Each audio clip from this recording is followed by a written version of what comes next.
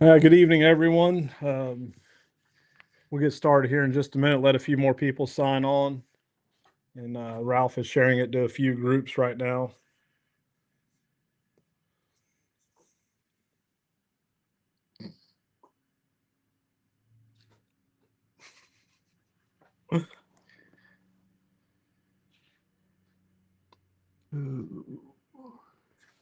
We all been busy.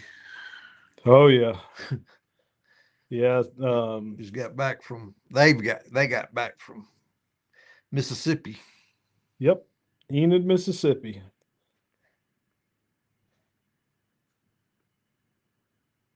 Let's see.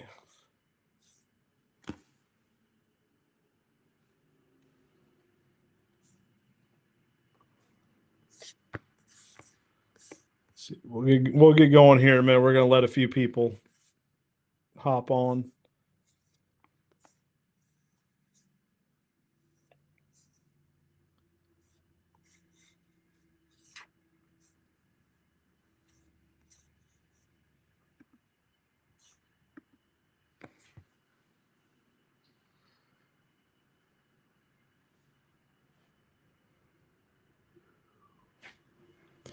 If y'all been watching the schedule, you added some yesterday, didn't you? I didn't. You're talking about for the Testing and seminars. I didn't post them yet, but we've got 1, 2, 3. We got 3 definitive. No, 1, 2, 3. Yeah, 3 definitive dates for next year for Louisiana. We got Louisiana, Oh yeah, Alabama. 4: Louisiana, Alabama, Florida, and Georgia. Um, Yeah. we already have those dates set for next year, and then we're working on Tennessee. Uh, Jason talked about West Virginia. He's got some property there. Um, and then I received a phone call with some interest out west. I won't say what states yet till we get it all. Nailed down. Yes. Location for Louisiana. Was it Ethel?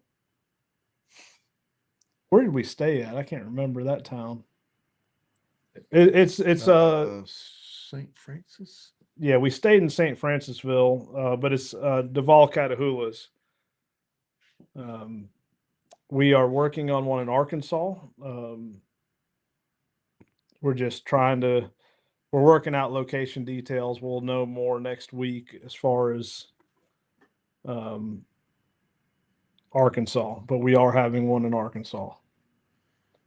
We've got Pennsylvania coming up in a couple of weeks, or at the end of the month, and the 1st of June. Yep. Uh, so anybody that is up north around the Pennsylvania area, y'all can sign up for tests. That's on the schedule, so you can look at the web or the Facebook page and go to it, and go to our website, uh, AmericanBloodTrackers.org, and you can sign up for some tests and the seminar. We'll be putting on the seminar in Pennsylvania. Yep. And then Twisted Roost tracking in Iowa. We'll have that one in September. Yep. Like I said, we've got 2 scheduled in. Well, one scheduled in. Yeah, basically 2 scheduled in February next year. Yep. March. Got one in March so far. Yeah, I say 2 in February. Well, you got one in kind of mid-February will be, or end of February. I'm sorry, will be in Louisiana, and then March will be Florida and Georgia, and then it's looking like end of March / early April in Arkansas. Then first weekend in May in Alabama again. So already getting pretty busy. Yep. Especially this early. Yeah. Yeah. So Brody, he was at the one last year. yes. Yes. Yeah, it'll be at the same place. Yeah, same Brody. location.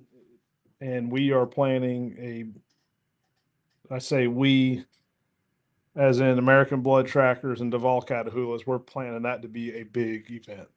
Yeah. Randy Duval said he's going big with this one. Hey, Brad Shoemaker said Missouri is here. Yeah, so we had like you said, very busy. We had back-to-back weekends with Alabama, then Mississippi. It was Enid, Mississippi. Thank you. And you see all that travel, I'm having to get some liquid energy. Thanks a lot, Brandon. Brandy doesn't think about Ralph. Yeah. But yeah, so we saw some impressive dog work in Mississippi this week. Let me get some pictures up here. I will start out the first person to run a test. Bryce. So you see, Bryce has two ribbons there. He started and seasoned off lead. His started test, he passed with 3 seconds left because we have a time limit. And what happened was it was an off lead test. His dog did get off. He had to recall him. And whenever he recalled him, it took him a little bit to get started. Anyways, finished with 3 seconds left. And we laid the season test that night. And I told him, I said, our requirements are 8 to 12 hours. That's our slot limit time. And I said, we can do it whatever time you want. If we go over the 12 hours, that's on you. But if you want to run it within that, we'll have to do it 6:30, 7 o'clock. He said, let's do it at 8. It'll be a little over. So it was like 13 and a half hours. And John and I, we knew the dog had potential. We weren't sure how it was going to go after cutting it so close on the starter. Well, he ran that test flawless. If I remember right, it was I don't have it's on my phone, but it was somewhere around 900 yards, and he finished it in like 33 minutes with 0 callbacks. And it was up and down hills, creek bottoms. I saw y'all whining a bunch about the hills. Yeah, us flatlanders aren't used to that. So Bryce really put on a show. And let's see.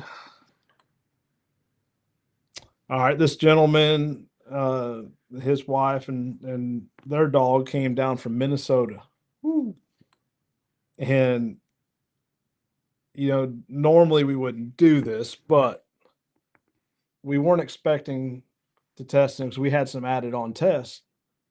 And I honestly didn't have enough blood for all the the add-ons. We prepared for what was booked. And I actually just threw the blood away. We had enough, and I just disposed of it thinking we were done. And they came down from Minnesota. I'm like, oh, well, here we go. Well, that dog right there is awesome. They ran that track absolutely flawless. The dog never missed a beat. It was very impressive. In fact, he says, we're a new tracking team, and people call me and I let them know up front that I'm a new tracking team, and they want to go with someone more experienced. I said, well, I'll tell you right now, quit telling them that. because your dog has what it takes. Yeah. He did a good hunter interview. His wife actually found an arrow along the trail, um, while she was looking for sign, and they they did awesome. I can't wait to see that dog work again. Um, let's see.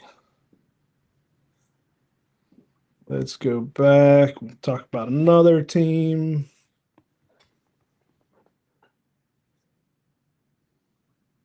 Where is it? Right here. So this team here, it was on a Friday. We laid the line, John and I, and it was kind of inside a. It started off on like a hiking trail, a paved hiking trail. We went into the woods and came around. What we didn't know is a youth group, church youth group. This was at a state park, at Lake Enid. I think it was called Persimmon something. Someone will chime in and say it. But when we went to run the test, there were kids everywhere, skateboards, bicycles, people walking their dogs up and down the trail. And I'm like, it was a disaster. And it affected the dog, it affected the handlers, and it was just way overwhelming. Even for a seasoned dog, it would have been a lot. And I told them early on, their nerves were getting to them, but I told them early on, I said, look, I'm going to lay you guys another line in the woods. This isn't fair. And I said, but we're going to finish this out and get the dog a win. So I don't think they'll mind me telling this story, but their nerves were causing a lot of handler issues at the beginning. And part of that was because of all the people and the distractions. It was just overwhelming. Brad Shoemaker was there. He went on that line with us. And the guy asked, for some feedback, and I recommended him go on the next two lines if the handlers didn't mind, just to see, kind of ease those nerves, see how the test works. They'd never seen it. So John relayed a line. We go out there to test this dog, and the guy says, "Are you kidding me?" He shines the light. This was at night. It was dark out. There's a deer standing at the start of the line. And it runs off, and I was like, "Oh man."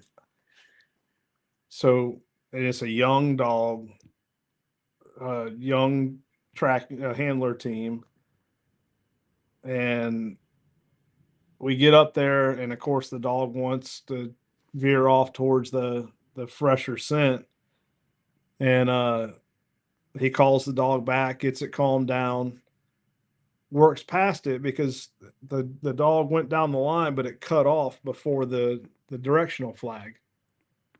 So the guy handles the dog past it to the directional flag, starts trailing.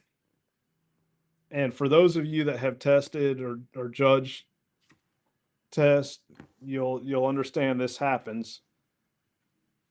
We start trailing and the dog stops. The guy looks down and there's a hoof. I'm like, oh, are you kidding me? The hoof came out of the shoes when John was laying the line. Okay. And so he's going to take a call real quick. But the hoof came out of the shoes when John was laying the line. Persimmon Hill, thank you, Chuck Darby and Tom Hill. So he already had a line before with a bunch of distractions. Now he's got a line with one hoof, laid with one hoof. And then the way the terrain was, I had to add in an extra turn. At one point, halfway along, we went down into a creek bottom, and the trail as we went straight down, I made a 90, went down the creek, the hill on the creek bottom, and it went straight up on the other side. So I was stuck. I had no choice. I had to make an immediate turn, and you could get up there, but with tracking shoes, trying to lay the line with the hooves, you'd slide back down. So we made the immediate right. Well, the dog went down there perfect. It was off lead, made the right. The handler just knew that it went straight up, and he tried to get the dog to come up that way. And the dog came up that way, turned around, self corrected, lined it out, went down, had another 90. The dog overshot it by about 20 yards, self corrected, came back, finished out flawless, no callbacks. Um, so that was a nice test line. Then we're going to go talk to you about Tom Hills. Tom ran a absolute flawless started test line, and he said, "Hey, can I run the season?" I said, "Yeah, we'll do it tomorrow." When we laid his line, it was tough. I think we went through 3 or 4 creek bottoms. I say creek; they're dried up creek bottoms, and had several turns. And on that test, we show you the hit site, but not the direction. Dog lined it out from the beginning. We were giving Tom a hard time, just with little banter. And we did that on his started test too. We were asking him if he brought a coon dog or what. Then we hit a road on his starter test, and dog looks up in the trees. He said, "Maybe I did bring a coon dog."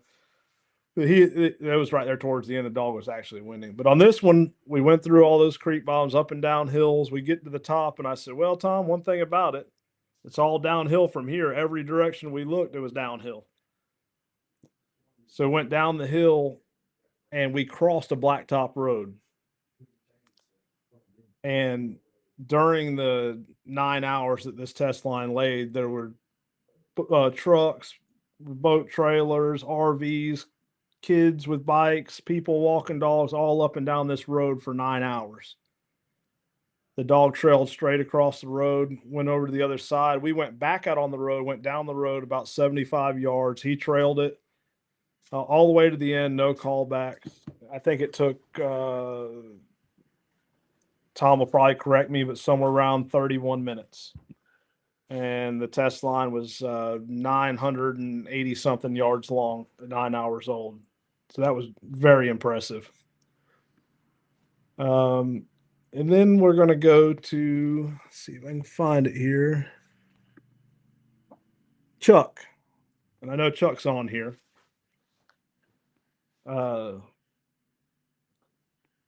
This dog did some pretty work too. Um, Flawless started test. And Chuck will tell you he was a little nervous. Him and Tom both were nervous about testing. They didn't know what to expect, like everyone else that has never tested. And his dog that started test was beautiful. We got to the season, and again, we don't show you the direction it goes. Well, when we laid the line, we laid it on the edge of a kind of a field or roadside with no trees or anything, and we went straight down that edge. We didn't go into the woods.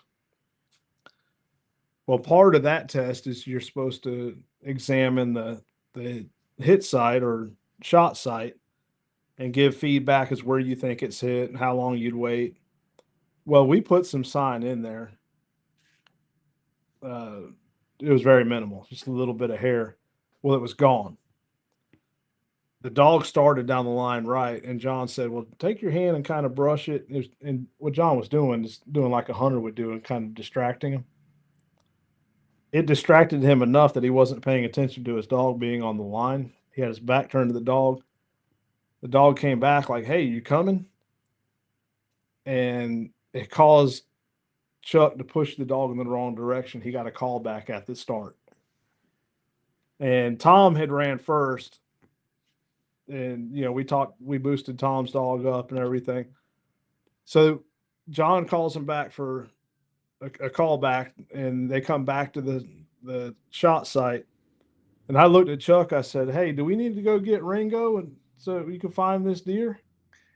And when I said that, that dog kicked it in high gear and took off. and never miss the rest of the trail. So Chuck knows now if she ever acts up on a real track, all he has to do is threaten to go get Ringo, and that dog will get it done. So that was everyone that tested. Like I said, we had several of them to, go from not testing at all to actually testing both levels. And Cool. so if you have any questions, you can reach out to them and they'll tell you about their experience. We had a good time.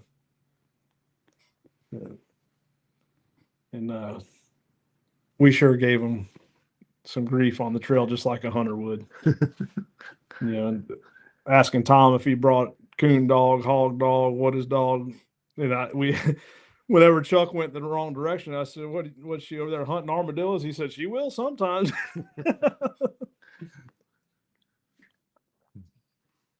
That's a beautiful area up there too. But yeah, it was a good time for sure. Let's see. And if y'all have any questions, we're just recapping right now the Mississippi event. But, one thing I told you, Ralph, that we like the one we didn't have any blood on. There's another one we actually didn't put it. We talked to the person, try it out. It really didn't make a difference. I think you said that it made a difference. It made a Of the difference. handlers. It did. The handlers were watching their dogs instead of looking for blood and actually seeing their dogs work. So that's pretty interesting to learn. But, as we're testing dogs, it's almost always the handlers that mess up. We've been saying that for a while, even on real tracks. Get right. Yeah. Yep. And probably one of the biggest things that we see is people talking to their dogs too much. Yeah. Your dog's on the line trailing the deer. You're saying, find it, find it, find it. Or check it, find it. Well, your dog's on the line working. Now it's like, okay, is this not what I'm supposed to be looking for? Yep. I've been with people because if I go with somebody else and watching their dogs, I don't take the lead. I try to let them do some stuff so I can watch them. And that is absolutely the worst thing that I run across is people, and I know it's probably nerves, especially with apprentices starting, right, wanting to get on the list, so they're a little nervous having to come with a tracker to watch them, and it is constant. They're just like overcorrecting to the point to where it's like they've always said, you don't practice during the game. You don't do that. So you just let them. People don't trust their dogs enough and their abilities, and they just try to take too much assertiveness to I guess run the show. And it's really when you get to a line of the real test out there on the track, we have very little to do with what's going on. right. Sometimes we have to do some things from an experience standpoint, but just simple obedience stuff, they want to really overstate that, and that ain't the time to do that. No. So but it definitely, and nerves can get you out there too. Oh yeah. So I see that a lot. Yeah, and we got a lot of feedback at especially these last two events. We had a lot of people that's never tested before, and every one of them says just the feedback and the advice and what they learned alone was worth the testing. Yep. And I So before the week before, I went and tested a dog on a UBT2 test, and that was a tough test line. I mean, we went through a field. There was probably 30 deer beds. The owner saw 18 deer at that spot that morning, and then they all left out of the field at the same area, which was the trail that he went down. And if I wasn't focused on the dog, I could have easily messed that up. You know, so I would look for blood every now and then just to reassure that we were on the line. But most part, I'm watching that dog and seeing that dog's reaction, and she's pretty easy to read for me. But some people they'd struggle to read her. And then we got to another point. We made a 90 down the road and came around. We got another point. She just kind of got a little crittery. It was right there at a big oak tree. There were squirrels. So I was able to correct her, put her, just say, hey, let's take a break right here, refocus her, get her some water, and progress forward. Well, then he goes down right by 3D targets. And we get right to the end. So she checks out the first 3D target, and then just past that, there was more 3D targets. And I look over and I see the hide to my right. Well, she went right by it. She was so focused on those 3D targets of what they were. I wasn't going to direct her to the hide. But I let her go a little bit so she could check it out, and I brought her back, said, all right, find a deer. She got up there and she kind of put her nose up and then was still focused on those 3D targets. She stopped, turned around, went and stuck her nose right on the hide. That's People doesn't think about training by stuff like that. I mean, Yeah. all those visual distractions, all the scent distractions. And then at one point we came across a box turtle, and I don't know what it is about them turtles, but them dogs love a turtle. Yeah. I had to work past that.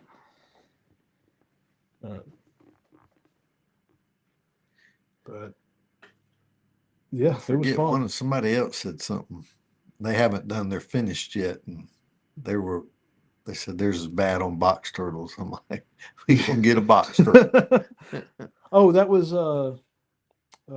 Sam McNair. Yep, No, he did his finished. that's correct. That's I think right. it was Who Lyle. Might not be. Yeah, I can't remember. I'll remember by the time Oh, it yeah. comes to lay that line. So,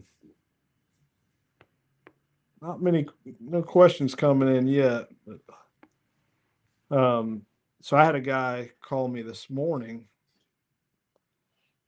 He's been having, I guess you'd say, he thought it was issues with his dog, trying to figure out why. He thought his dog was losing focus, thought his dog was crittering. And anyways, he sent me several videos and I looked. The biggest thing was it was mostly handler stuff. Not giving his dog enough room to work it out on its own. And, keep that in mind as you're laying these mock lines. If your dog gets off, give your dog room to work it out. Just bringing them back to the line is not helping, and they need to figure out how to work that out and get back to it themselves. Mm-hmm. That's a big thing because you're going to have to do it in the real world. And then where he thought the dog was crittering, it was actually had about a 30-mile-an-hour crosswind that was going down into a bottom. The dog was just trailing slightly off trail.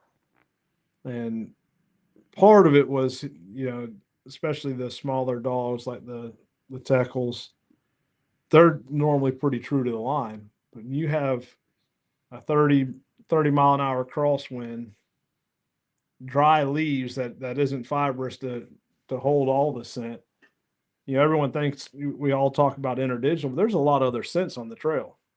You got your dander and, blood and disturbed earth. Well, what happens to dander if there's nothing for it to stick to? Yeah, it blows off to another location.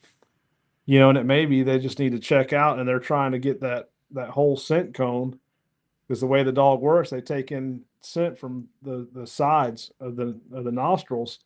That's why sometimes you see them doing this, and they're checking both edges and working that trail out. And that's what the dog was doing in that video, but he wasn't giving her time to get back to the line. So that was the feedback I gave him. So this is all stuff sometimes when we're on the end of the lead, we don't see that stuff. Yep. But you video it, you can see it. So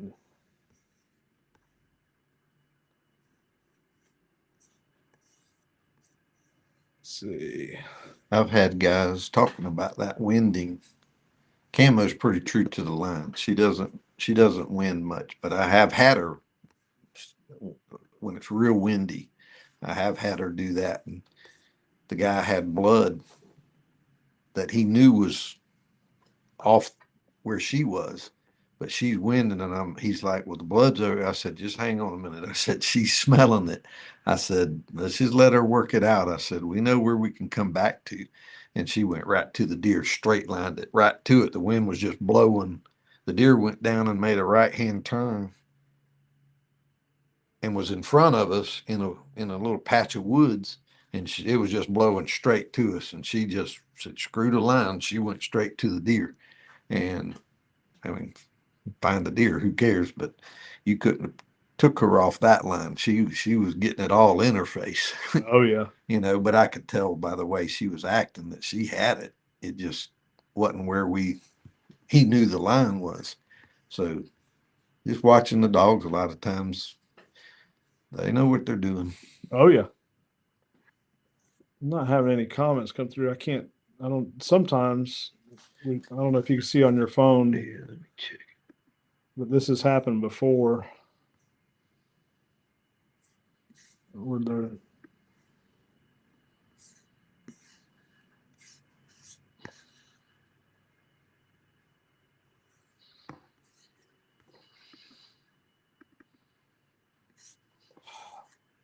figures.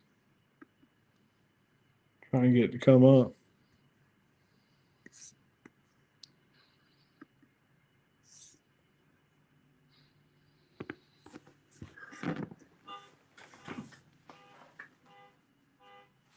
I don't know is that yours, Brandy? Might be. Someone's alarm's going on. Yours. Huh? That's good. Oh, it's someone next door. All right.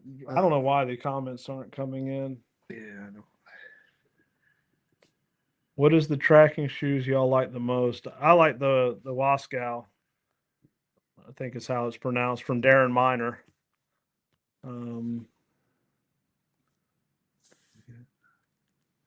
Smoke found a couple of deer this year by winning it before we get to the hit site. Yeah, and so he has a GSP. I don't know why this is not working. He has a GSP, so and that is definitely going to happen with the bird dog breed, especially. Trying to figure out why this is not. It's not showing y'all's questions on the computer here while we're live showing the live video. Hang on. Tim Schmitz, we just go to these events for the food. The expert advice is just a bonus. Hmm. And Chuck Darby fried up some crappie. Oh man, it was good. Let's see. Gene Ferris, my dog, does a lot of drifting. Yeah, definitely those curve lines will definitely do it too. I don't know why this is doing this. Every now and then it does this on us.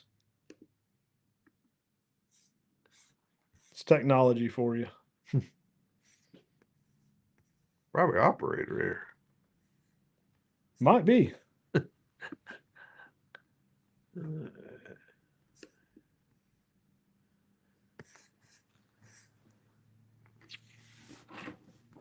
That's what I was trying to get to pull up on here, and it.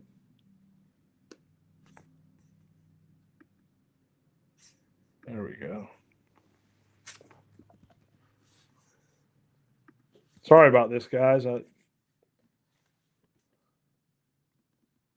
can do it in here, and you can. Yeah, that's well. I got it on two different spots. So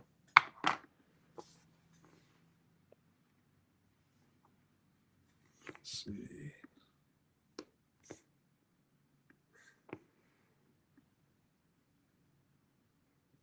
All right.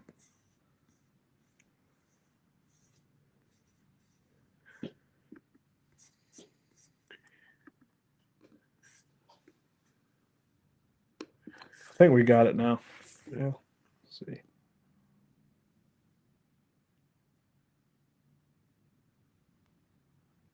Yeah, that's all that's on there. Is that what you're seeing on your? Yeah, same thing. Yeah. Well, it says 23. Set it on there too. I don't know why my service is in and out now. See, yours says 23. It does there too. What in the world? Why is it not showing all of them?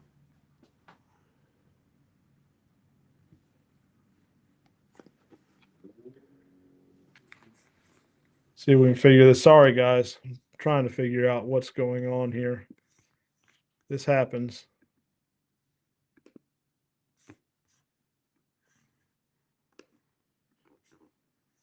Ah, there we go. Let's see.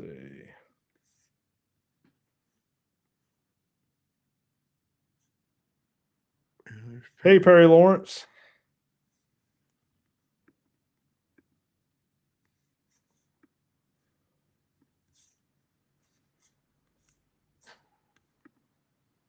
This makes no sense.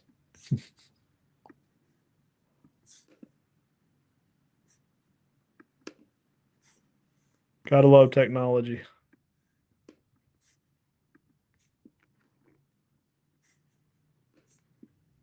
Shows 24 comments and we can only see like 4 or 5. Oh. All right, let's see here. There we go.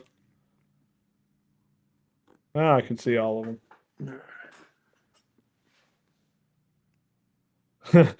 Gene Fair says, great job, Ringo. Not sure about old Tom. Tom didn't have to do much but follow Ringo. Ringo, like I said, put on a show.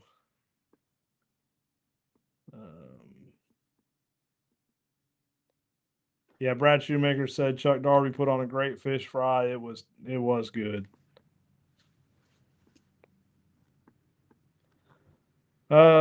Yes. Said for everyone coming to PA, pack for all 4 seasons. I've been looking at the weather and it's looking good actually. Hopefully it stays that way.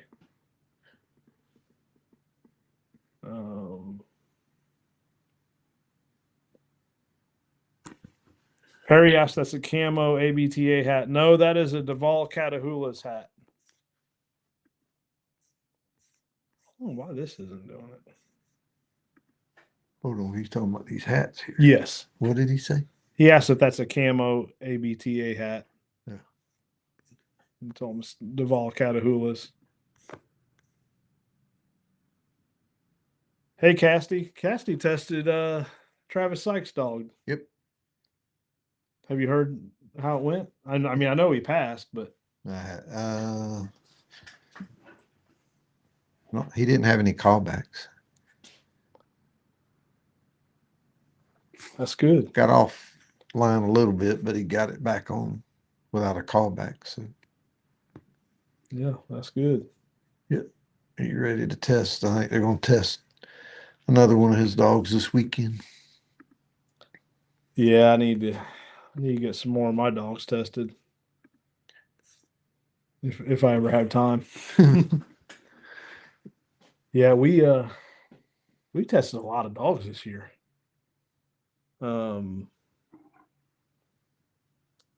see, we administered, what was it, 8 tests this weekend. 30 something in Alabama. 30 in Alabama. Yeah, 30 plus Billy Hodgson did 2 before then. So that's 32 that week. Then you went to Jason did 2 or 3 this week. UBT. Yep. So we're Yeah, you need to fit in a few more tests. I want to say we've certified what, probably so far since deer season ended, probably 150 teams. Yeah, because Or there's 150 tests. probably so. I don't know the exact number. And that's pretty But strong. 20 or 30 privates. We had 40 something in Georgia. 20, so that's 60. 90 counting Alabama. 90. There's 100 just from the Just few event. few events. Yeah. All then we've got 30, say 35 privates. Yes, we're right there around Oh yeah. 150. Yep. So Gene Ferris said if the handler is talking to his dog, wouldn't he or she be following too close? I usually try to let my dog get out of sight or 100 yards before I start walking to them. Seems like you can push them to make them overshoot the track. Gene, you have to remember a lot of people tracks on lead. Some dogs don't get out of sight. Um, Yep. we were working with a dog this morning off lead that wouldn't get more than 30 yards away from the handler before it comes back and checks in. So there's different tracking styles, different scenarios. So not all dogs will get out of sight and keep going. Yeah, mine you got about 20 yards to say something, then it's Yeah. over. Yeah. Yeah. Chad was talking about that today, or not today. Whenever we went and ran that test, he said, "Yeah." He said, "I thought y'all were kidding when you talked about camo. Whenever he judged your off lead test, Yeah. he said, "Man, she didn't waste no time. She was gone." Yep. She don't let no grass grow under her feet.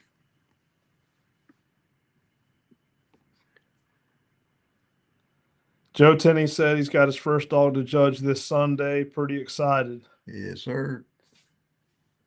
It's fun. It's a lot of fun, and I hate to say it, you'll be nervous. You're not even handling the dog. yeah.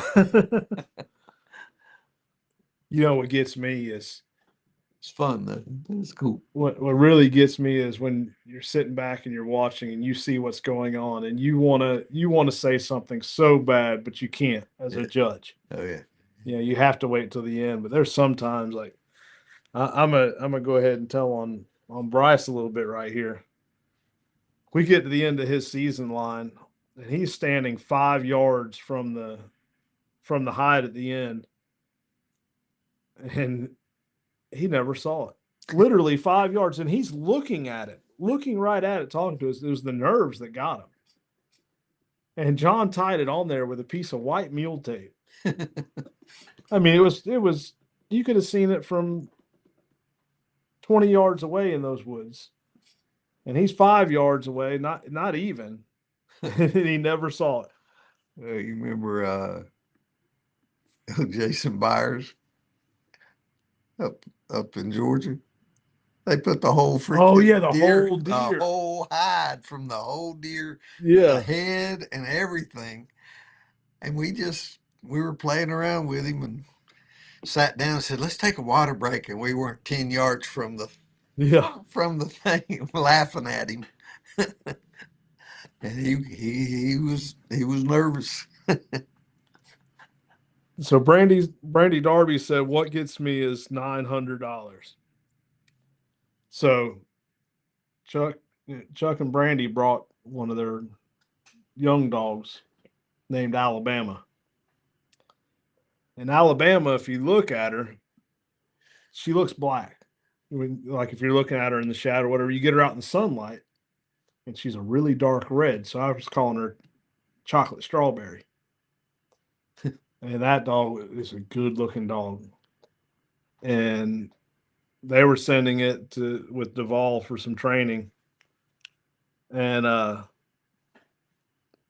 said, I was telling my wife, I said, go load that dog up for while they're not paying attention. Brandy Darby says, for $900, you can have her.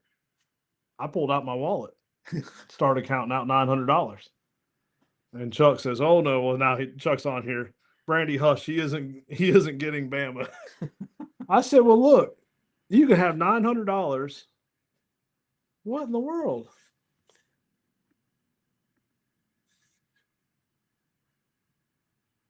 I don't know why that just happened. Did it again.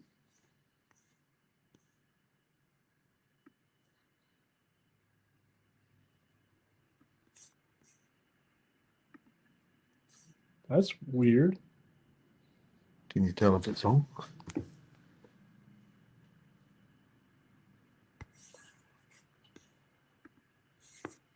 All right, what's going on here?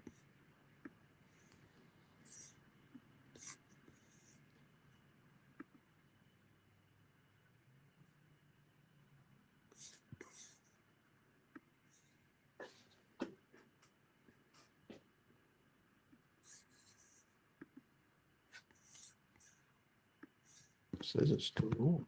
Yeah, that was weird. I don't know what happened there.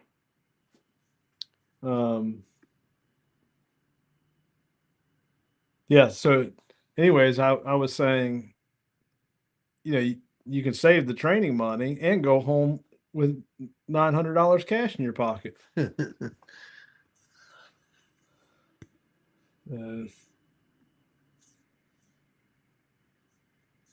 yeah, I don't know what happened right there. That was strange.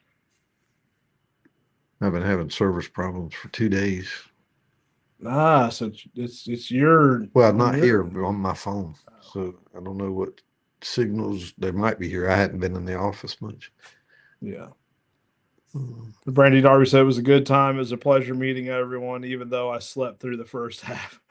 Yeah, she I guess she had been working a lot of hours to try to get some inventory out and some work done that she needed to get done, and she crashed, slept in the truck. I don't know how she didn't have a sore neck.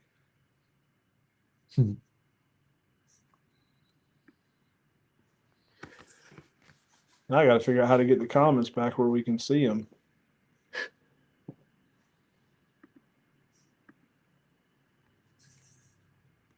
Get off that right there. What's that? Can you get off of that? No, I don't know why it's doing it the way it is. There we go. Yeah, it's not showing. There we go. Here it is. Yeah, that's better. All right, they said all is fine. I don't know what happened on our end. It said the live stream ended, which was weird. Jason Bell said, "Who's looking forward to deer season?" I guess he's wanting to rush past the off season work. Oh no, he's looking forward to Pennsylvania. Oh yeah, yeah. So He heard we were going without him, and he started whining. is he retired yet? No.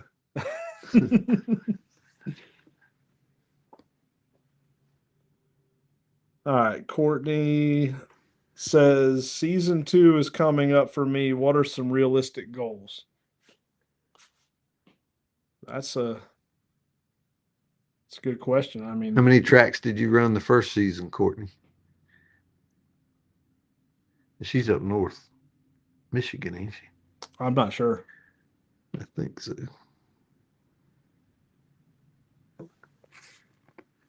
Yeah, so Brandy, I still have that $900 if you're ready to get rid of Bama. But John and I went fishing with Chuck on Lake Sardis. That's a beautiful lake. She said yes, Michigan, and 10. Dang, there it went again. I don't know why it's doing that.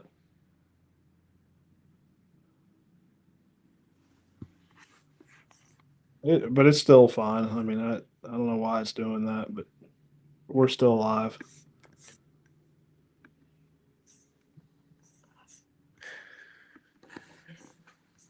That is so weird. And when it gets closer, Courtney, I'd start social media, get it out there. Yeah. Social media, we talk about it. Instagram is big for the younger crowd, younger generation, and so I recommend doing an Instagram account as well as a Facebook page and link them together. Post on Instagram and automatically post on Facebook. It'll work both ways, but that'll get you a lot. And also just the old school, go put some business cards out at outfitter stores, processors, flyers, you Yep. know, tell all your friends. Areas that are good for good hunting, and they have a little convenience store. Yep. A lot of times they'll have a little cork board that they'll let you put stuff on. Put it everywhere. Yeah. Jason's wife. I'm ready for deer season. Yeah, for some reason I can't get any of that Well, to I'm show just up. glad Heather's listening. Look at there. Hey, that shows that training is working that He Jason has said he's been been telling doing. us about it. He's been telling us Absolutely. about that training. I'm Um, sorry, Jason. You got her under control, son. yeah, Courtney says I've been stalking areas for flyers, have a Facebook, but not Instagram. Instagram's going to reach your younger crowd. One thing, this was years ago, probably, I don't know, 15 years ago, 14 years ago. We were hunting in a wildlife management area in Alabama. And we're sitting in the stand, and I hear these dogs barking. This is still hunt. I hear, bow, bow, bow, bow. Well, we get back to the truck, and we're sitting there, and we hear the dogs again. Well, here rolls up AJ Niet, which is a tracker in um, East Alabama, West Georgia. And he gets out and hands us a business card. He said, "Hey, if y'all ever need a deer tracked, I'm in the area." And he did that. He just rode around giving cards to everyone. Went up to the check station, hung out as people were coming up. He was giving them cards. Well, the next time we went, a friend of mine needed him. He came out, did an awesome job.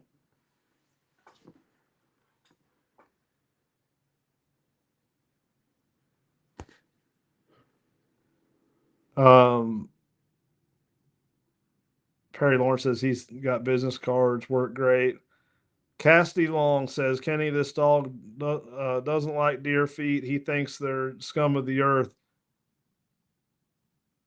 It might be the trainer. Cassie, I'm gonna send you some videos of litter mates of that dog just killing the mock tracks.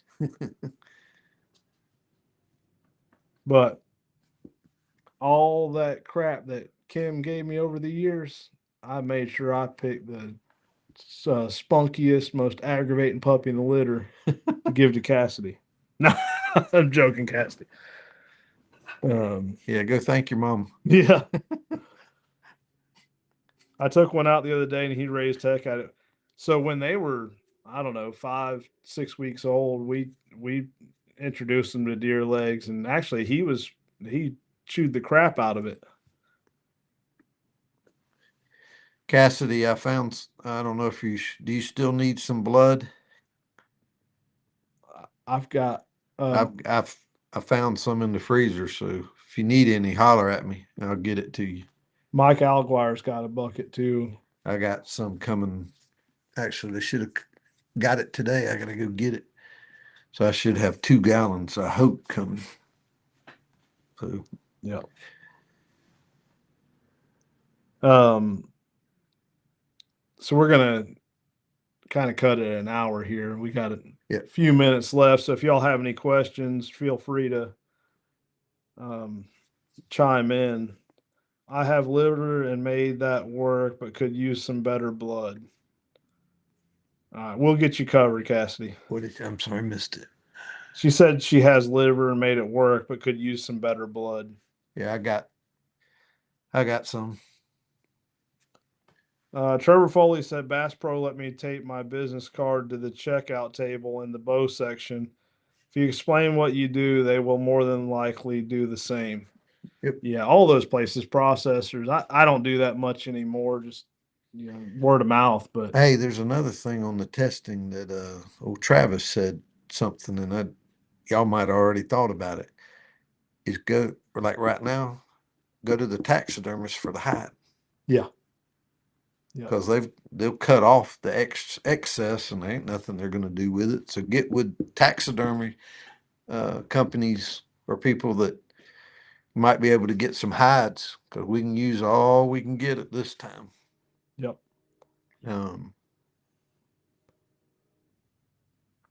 because even the small, the small pieces will work for Oh what we're yeah, doing. oh yeah, So yep. Yeah, that's I didn't even think about they're that. heavy in it right now. They're getting everything. They're neck deep in doing their deer right now. So Yeah, I didn't even think about that. That's a good idea. yep. Um, yeah, so if y'all have any get fresh beef liver blood, um, Chuck Darby says, "Hey, tell them about the new elite testing you were talking about." I don't know if we're ready yet, We don't have all the details yet. but it definitely is going to be. It's still working. It's definitely going to be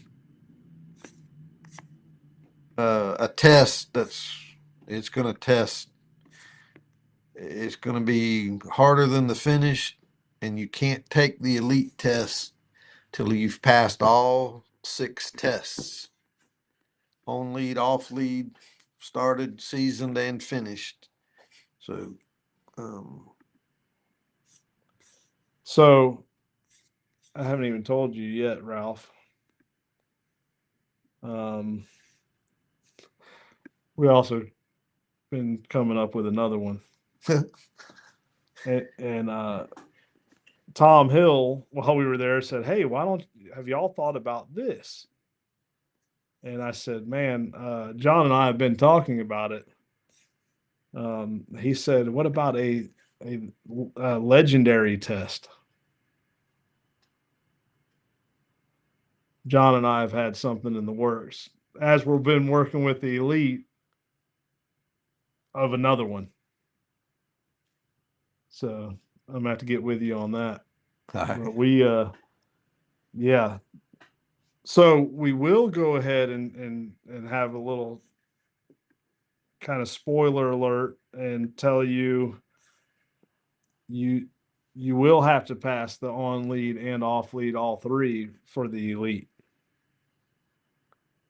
Um, Yeah, I said that a minute ago. yeah, so you already we already gave it away that it's going to incorporate a little of both on one test line.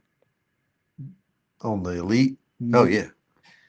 I mean, we can say what we know we're going to do. And that part's okay to me.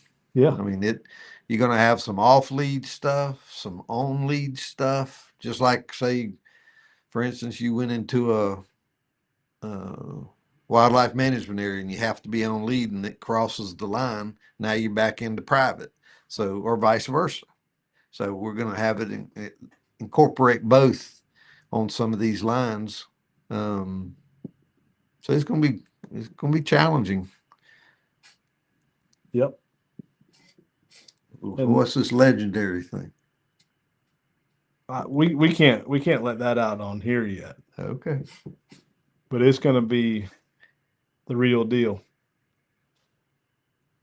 Yeah, and then John has been working on one, a multi-dog off-lead test. Oh, I like that. Oh yeah. Yeah, and you think about it, That's the way I track that is to a how degree. that's how a lot of us track, but it also it's a lot easier to mess up and have a callback because now you have Two dogs. two dogs or three dogs or whatever you run. So if one gets off, well, guess what? That's a callback. Whew. All right. Hair dropped in by a chopper. Hey, I like the way you think. But yeah, so what we talked about, we said the Elite's going to incorporate both on lead and off lead. Some people don't track off lead. So we talked about this legendary. You can choose what you want to do, but we got some we got some tricks up our sleeve that'll make it a lot of fun. Very difficult. Both the test line, the age of the track. We've been John and I has been working on some stuff. Cool. And again, I mean, this is fun. It keeps you active in the off season, and um, it improves you as a handler and your dog. You know, then maybe one day we won't have Josie at an event, and people want to do these field trials. Yeah.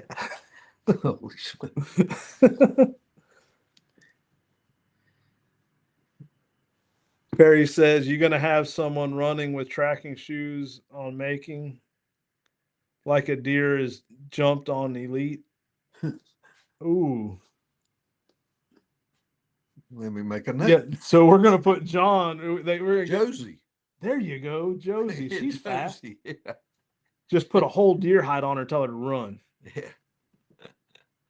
Still plan on doing my first test soon. I just work a lot, wanting to get accepted on the tracker app as a handler for this coming up season. That's another thing another way to promote yourself is these apps they're new. And although you may not have gotten tracks from them last season, keep in mind they are new. This season, you probably get some more as word starts spreading because everyone has a phone in their hand and everyone likes convenience. You have an app, you just click on it. And if you haven't been on it, it asks some great questions. Is there a property line within so many yards away? Where do you think you hit it? All this stuff. Have you looked for it? How much have you looked for it? That tracker app, Shane Simpson's, I really like it. I haven't been on the others too much. Just haven't had time. It's I need to take some time. Let's see. Do you see any more questions coming in on yours?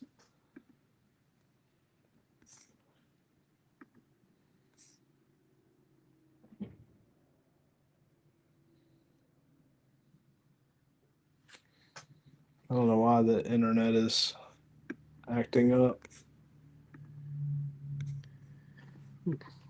74.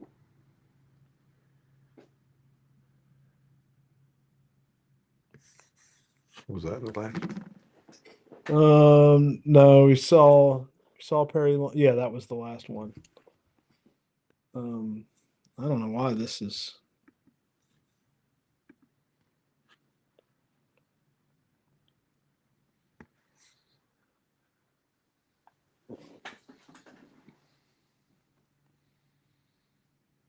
Come to PA, my phone doesn't stop ringing. Whew. We are. I do want to do some traveling and track with some different people in the different states. We're planning a trip uh, back to the Enid, Mississippi area to do some hunting and tracking with Chuck and Tom.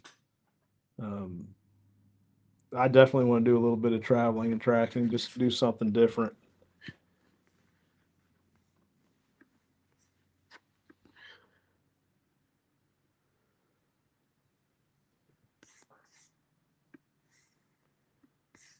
Let's see.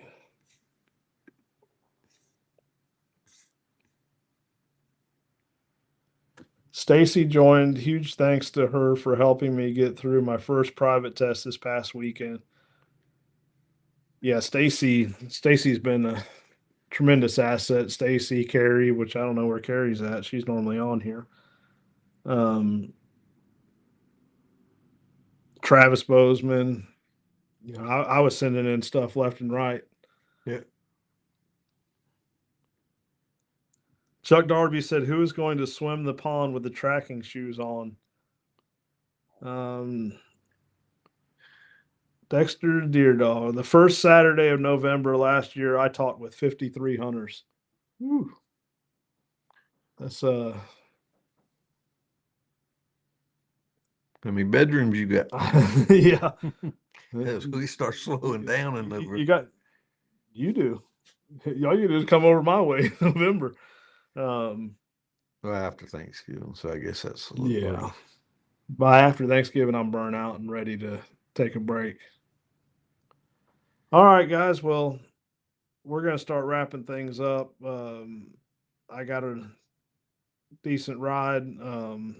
Ralph's got some work to do, but we appreciate y'all joining in, and We'll we'll get see with y'all you next week. next time.